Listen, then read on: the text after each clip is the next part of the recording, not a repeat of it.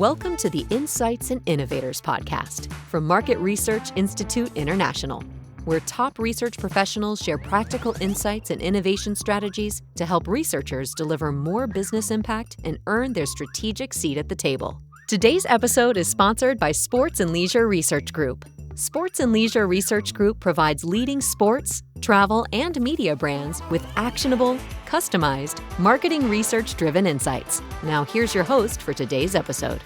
I'm Katie Gross, president of Suzy. On today's episode, we will talk to Shelley Zalis, founder and CEO of the Female Quotient. Shelley is the godmother and founder of online market research. She became the first female chief executive ranked in the research industry's top 25. She was founder and CEO of research firm OTX, later acquired by Ipsos. And she's been a mentor to so many. We're going to answer the question, what does it take to be a pioneer in market research? Shelley disrupted the industry once, moving us from traditional to online survey research. Now, with the advent of AI and Gen AI, so much is changing again. So I'd love to kind of hear from you. Tell a story about how you pioneered online market research in those early years. Oh, God. Well, first of all, there's a lot of people that have been in online. I mean, I have Shelley at AOL.com, so that might be saying something. So I'm probably older than all of you here. So I've been around the block for quite some time. But, it was one of those moments where I think people always tell you that it's not the right time. I mean, when I migrated research from offline to online, people were on 14.4 modems. So it was really slow. And if you think about testing video, which now that's just like mainstream, or watching video, it would stop and start. So imagine going on a freeway that's really crowded, which was the analogy that we used at the time. If there's traffic, you're not going to move. And if there's no traffic, you could go quickly. So if you are on a very slow modem, you're not going to be able to watch video.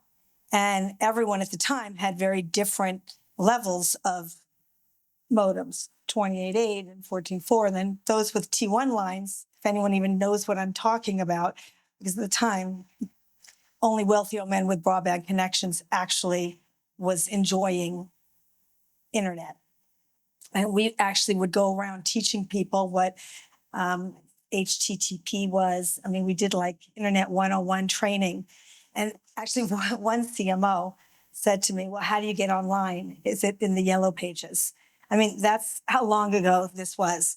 And so when I went to my bosses, I was at ASI at the time, and ASI was later acquired by Ipsos. I said, let's migrate research from offline, mall intercept and telephone research, which is really what we were doing at the time. And they said, well, it's not the right time because nobody's online. So how do you really have a representative population? And so I remember this must have been in about 1998, maybe-ish. And I was sitting on a panel with Larry Mock. So my bosses, Bob, Jerry, Peter, Paul, Ringo Starr, all said to me, well, you're going to be on stage with Larry. Our most important client, stick to the script.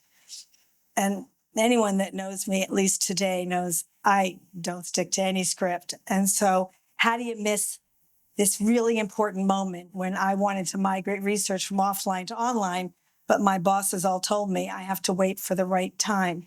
So here I am with Larry Mock, and I'm whispering to him, and I come off the stage, and my bosses are all very anxious. And they said to me, what did you say? What did you say to him? What did you whisper? I said, I just asked him, when is the right time for ASI to come to Procter & Gamble and talk about migrating research from offline to online? And they said, well, what did he say? And I said, he said, come next week and let's talk about it. And I said, great. And my bosses said, great. Paul will go, Peter will go, Ringo will go, and Star will go. And I said, but what about Shelley? I'm the one that got the meeting.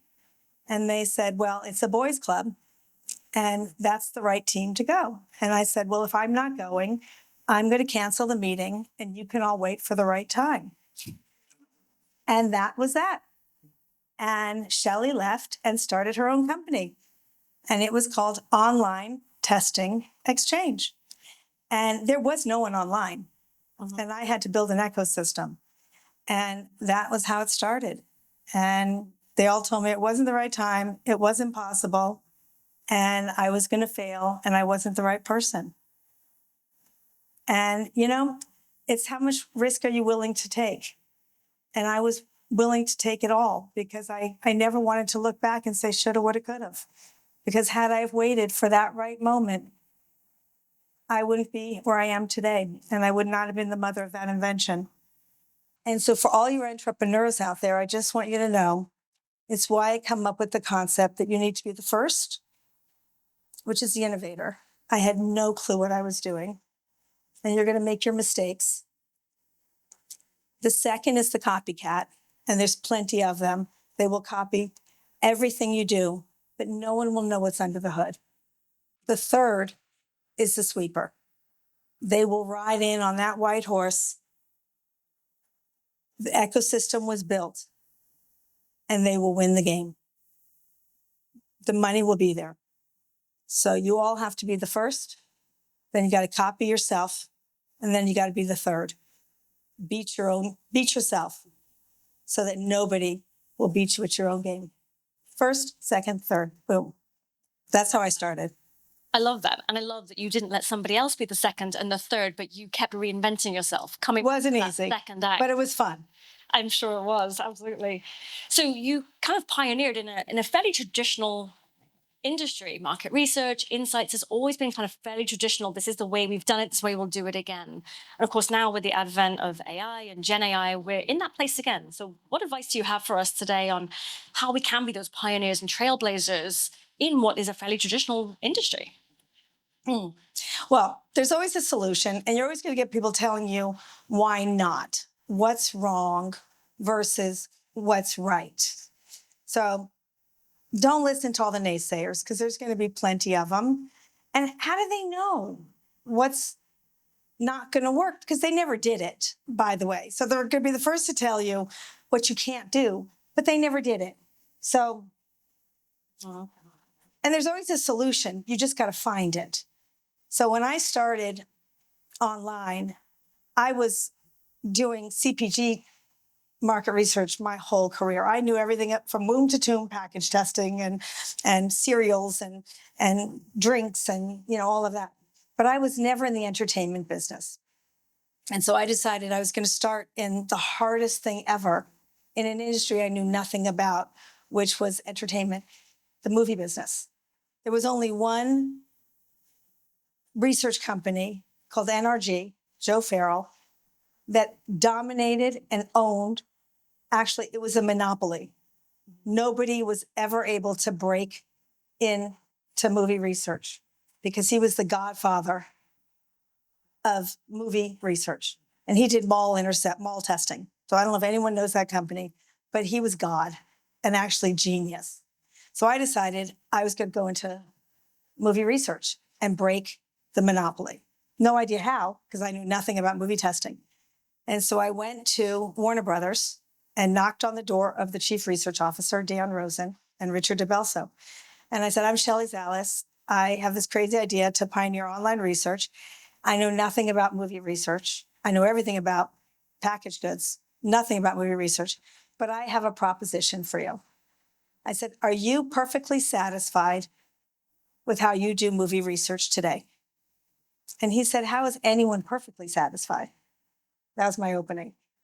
And I said, great, here's my deal. I'm going to test every spot, every trailer, which was 2.5 minutes long. And remember, doing online was really hard. 14.4 modems, remember that.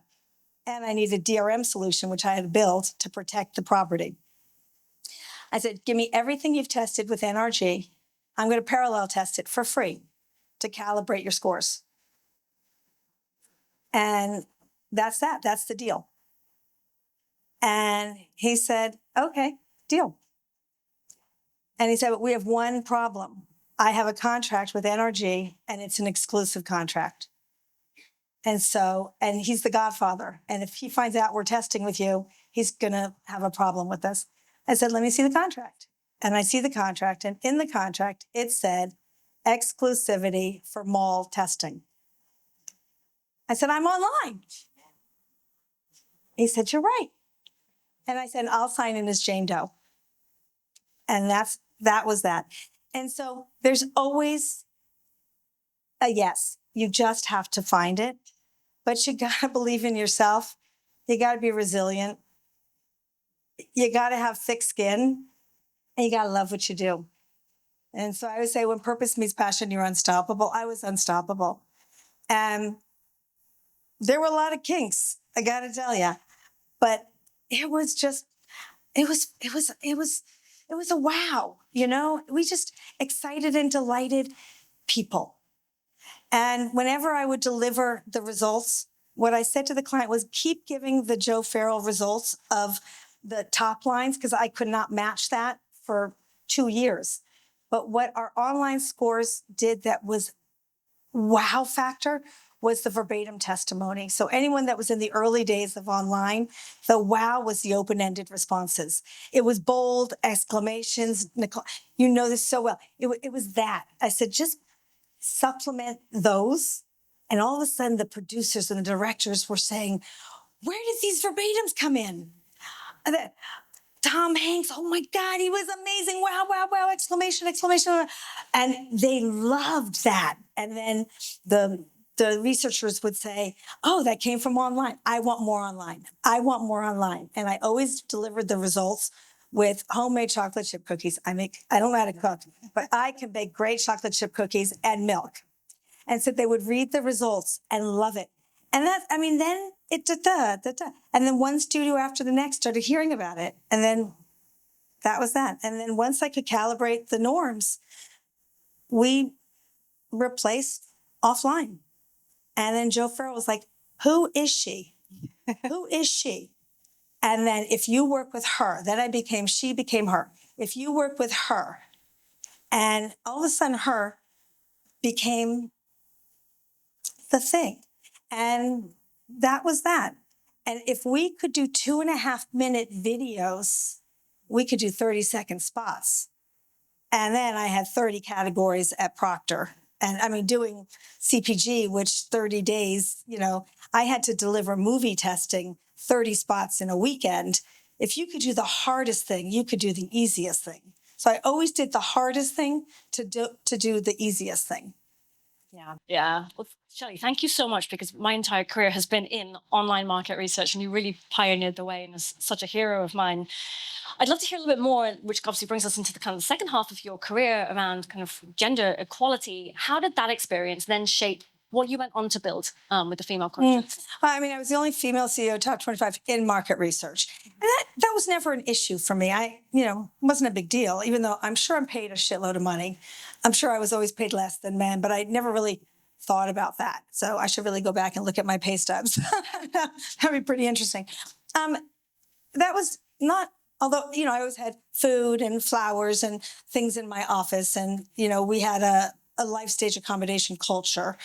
I created the uncorporate rules in my company, and I built the company around what I always wish I had in the corporate world. So if you build around the caregiver, it's going to work for everybody. So, that was always, a given for me.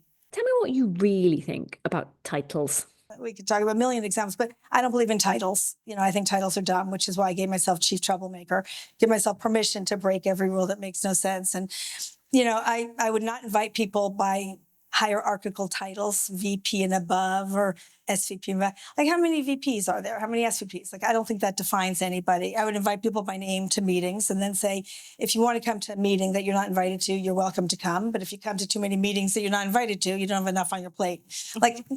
Like open culture and no offices and no, sit where you want and listen to other people and shift accordingly. Because I think everyone should understand what everyone else is doing. That makes you a better employee and a better coworker. Or if you're done with what you're doing, get out of the office. Like, no one is tracking time. Yeah. But if you're leaving too early all the time, you don't have enough to do, and cover each other's asses. Like, and don't hide. Yeah. Like, go pick up your kids. And we did have bring your pets to work, but then the dogs kept getting bigger and bigger and bigger, and the bowls became beds and this and that. So that had to stop. But, when we had 250 employees, and if you're having a bad day, go home or go in a little room that we had or talk about it, but don't hide things, because we're gonna find it. So share it and find a solution, right? Like, it was just an open, and we shared the good, bad, and the ugly. I shared results all the time, and we talked about them. If they were bad, they were bad. If they were good, they were good. And we were a big family. Yeah. There was no secrets. We were fully transparent. We had basketball court, we played basketball, and we played volleyball, and life stage accommodation. Take the time you need. I'm not someone that believes in, and parental leave is not maternity or paternity. It was because that's how my husband and I would share responsibility at home and at work. Or I don't believe in a 3-month off. You're always on. So take the time you need when you need it. Like, take 3 months or take every day for 4 hours a day. I mean, it's one life with 5 dimensions. Yeah. Your career, your family, your community, your friends, and yourself. They're not even pods. So adjust. Yeah. It's life stage accommodation. And, I want everyone to stay forever. You were really inspiring. You created the algorithm of equality framework. So I'd love for you to explain to the audience a little bit about what that is and how companies should be adopting it. Yeah. So I sold my company 3 times. And so it was 3 different iterations. And then after I sold to Ipsos, so OTX was 250 employees operating in 6 cities, 2 countries, and generating probably 60 million in revenue when we sold it. This is a long time ago. Well, my dates better than I do these days, but it was, a long time ago. And it was always, as I said, 10 years ahead of itself. So someone else sold it for, I sold it for 80 million. Someone sold it for $1 billion, sold the router for a lot more money than I did. Good for him. You probably all know him too. Trained and coached him. Yeah. I'm so proud of him too. Like, I love that. And I stayed at Ipsos for 5 years, running global innovation in 83 countries. So I sold an $80 million company to a company with 16,000 employees doing $2.6 billion in revenue. And I knew once you sell a boutique-y, wow company to a big, giant steamship, I was like a little motorboat, it's not as exciting. But as a mother of the company, you want it to grow and blossom and scale, and it's where it needed to be. And while I was there, once again, I was one of 2 women on a board, a public board now, of 26 people. I remember sitting at the table, and they were moving my employees around like chess pieces. And tears came down my eyes. And I was pulled aside after the meeting, and I was told that there was no room for emotion in the boardroom. And I always talk about heartbeat moments. There's your head, which is cognitive. And then there's your heart, which is the emotion. Ba-boom, ba-boom, ba-boom. You can't ignore your heart. It's going to go where it's going to go. And I remember thinking at that moment, I had a speech for thousands, and my speech was called "Bring Emotion to the Boardroom!" exclamation point. And that was that. I was a very well-known CEO, and it was going to go my way. And I started talking about empathy and compassion and human-centric leadership. And that's the best CEOs that I knew. The most essential skills were compassion, empathy, passion, purpose-driven leadership, listening, and leading with your heart. And that's when I then created the Girls Lounge. And I decided it was time to give back with generosity what I wish I had my entire career, which was girlfriends in business. I am 62 years old. I never had girlfriends in business. I had friends, but not at my level that actually supported one another as competitors and helped each other rise. There was such a scarcity of jobs at the top that you would dig your heels down, not intentionally, but that's just how we were set up. But why? That is dumb. And so I started the Girls Lounge while I was at Ipsos. I was badass at Ipsos. I had permission without apology, without permission. I just took it. And I started the Girls Lounge, these spaces at industry conferences for women to support other women. And then at the end of my 5 years, I decided that either Ipsos is going to fully support it, because I was having a side hustle job to pay the bills. I had my day job, which was global innovation, and then my side hustle job while I was at Ipsos, doing all this big innovation that I was selling while I was at Ipsos for Ipsos, but to pay the bills for the Girls Lounge because it was getting bigger and bigger and bigger. And my 5-year contract ended, and they wanted me to renew. And I said, I will renew with the condition that you put the Girls Lounge in my contract, that you will support it. And they said, we'll support it, but we can't write it into the contract, which you know what that means. And so I left. And I said, I'm not resigning, but I'm not renewing. I'm going to take the Girls Lounge with me. And that was that. And that was my moment of truth. And that became the Female Quotient.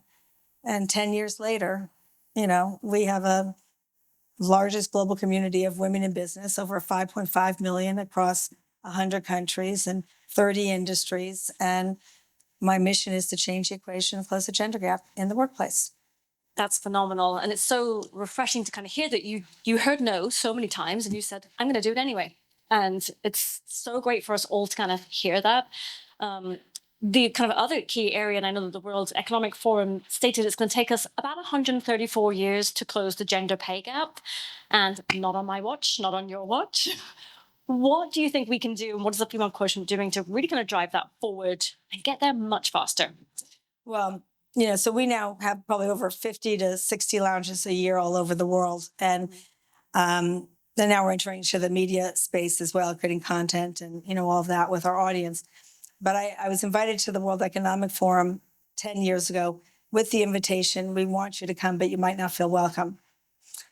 Head said, don't go. Heart said, you must. So, of course, we went.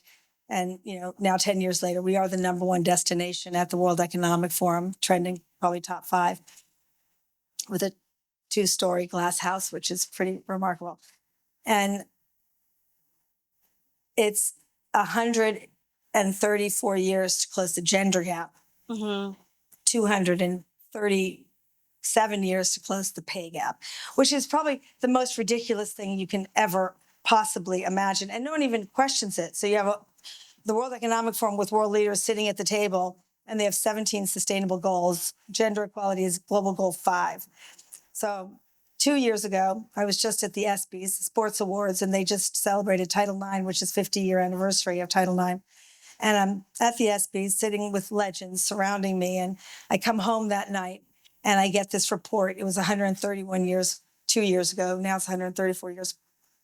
And tears came down my eyes and I started to cry. And I was so angry about it. But more importantly, I was disappointed in myself that here I have walked away from a huge career to leave a legacy of change in the lifetime of my leadership to close the gender gap. And I see this report that says it's going to take 131 years. Shame on me. Shame on me. And all these world leaders sitting around a table and nobody gives a shit about the fact that it's going to take 131 years. Where will you be? Where will your children be? Where will your grandchildren be in 131 years? That means nothing will change. So I wrote an op-ed for the New York Times. And I said, why should it take 131 years to close the gender gap when we sent men to the moon in 10? We created the internet in 25, ChatGPT now in 2 weeks, and a vaccine for a deadly disease in 1 year. Shame on us. not on my watch. And then I said, we will flip it in 5. All I'm looking for is 10 Fortune 500 CEOs, one in every category, that is bold, brave, conscious leader with intentional action for change that wants to leave a legacy of changing the lifetime of their leadership. Step up to the plate. Because the only global goal out of 17 that a CEO can actually activate and close in the lifetime of their leadership is global goal 5. It is actually a man-made problem. Pay gap, we have the data sitting in front of our face. Why should Sally get paid less than Peter for the same goddamn job? Why? Procurement is supply chain. Less than 1% of supply chain goes to women-owned businesses. Why? 99, 1. I don't think so. I don't get it. Workforce, I don't get it. Care, fixable. All these things are fixable problems. But a CEO cannot fix climate by themselves. They cannot fix education by themselves. They cannot fix hunger by themselves. But the only one they can fix is global goal 5. Choose it if you want to leave a legacy. And all of a sudden, they said, you're right. And that was that.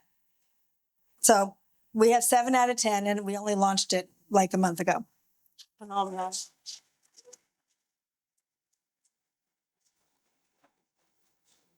Shelley, one last question for you before we wrap up. What can we look forward to seeing from you next? Well, F1, look at our car. We got a great car that is a rose gold car. It like shines bright, glitters in the sunshine. So watch our little car going all over the place. So exciting. All right, well, thank you so much, everybody. Thank you, Shelley. It's been absolutely wonderful. Thanks for joining the Insights and Innovators podcast from Market Research Institute International.